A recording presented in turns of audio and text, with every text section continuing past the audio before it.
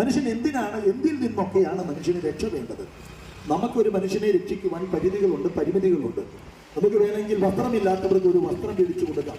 സ്കൂളിൽ പോകുന്ന പഠിക്കുന്ന കുഞ്ഞുങ്ങൾക്ക് യൂണിഫോം ഇല്ലെങ്കിൽ അവർക്കത് വാങ്ങിച്ചു കൊടുത്ത് നമുക്ക് സഹായിക്കാം.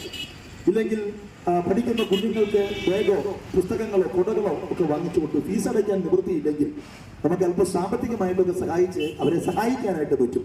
ഒരു വീടില്ലാത്തവന് വീട് വെച്ച് കൊടുക്കാൻ പറ്റും.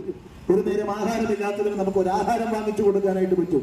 ഇതൊക്കെ മാനുഷിക ധർമ്മങ്ങളാണ്. നമ്മളത് ചെയ്യാൻ കടപ്പെട്ടവരാണ്. ഞാൻ പറഞ്ഞത് ഇതൊക്കെ മനുഷ്യന് ഈ സമൂഹത്തിൽ ഒരു സഹജീവിയെ സഹായിക്കാനായിട്ട് കഴിയത്തുള്ളൂ. രോഗിയായി കിടക്കുന്നവനെ നമുക്ക് വേണമെങ്കിൽ സമൂഹത്തിൽ പണം പിരിച്ച് ആ മനുഷ്യനെ ഒന്ന് സഹായിക്കാനായിട്ട് കഴിയും. അപ്പോൾ അങ്ങനെ സഹായിക്കുന്നത് മനുഷ്യ ധർമ്മമാണ്. നമ്മളത് ചെയ്തേ പറ്റും, ചെയ്യണം.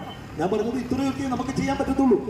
പക്ഷേ മനുഷ്യനെ പാപത്തിൽ നിന്ന് രക്ഷിക്കുവാൻ, മനുഷ്യനെ ദുസ്വഭാവത്തിൽ നിന്ന് മാറ്റിയെടുക്കുവാൻ, മനുഷ്യനെ പിശാചിന്റെ പിടിയിൽ നിന്നും രക്ഷിക്കുവാൻ ഈ മനുഷ്യന്റെ പണം കൊണ്ടോ പാരമ്പര്യങ്ങൾ കൊണ്ടോ അധികാരങ്ങൾ കൊണ്ടോ അല്ലെങ്കിൽ മനുഷ്യന്റെ ഡിഗ്രികൾ കൊണ്ടോ മറ്റൊന്നുകൊണ്ടും സാധ്യമല്ല എന്ന് നമുക്ക് മനസ്സിലാക്കാനായിട്ട് കഴിയുന്നു.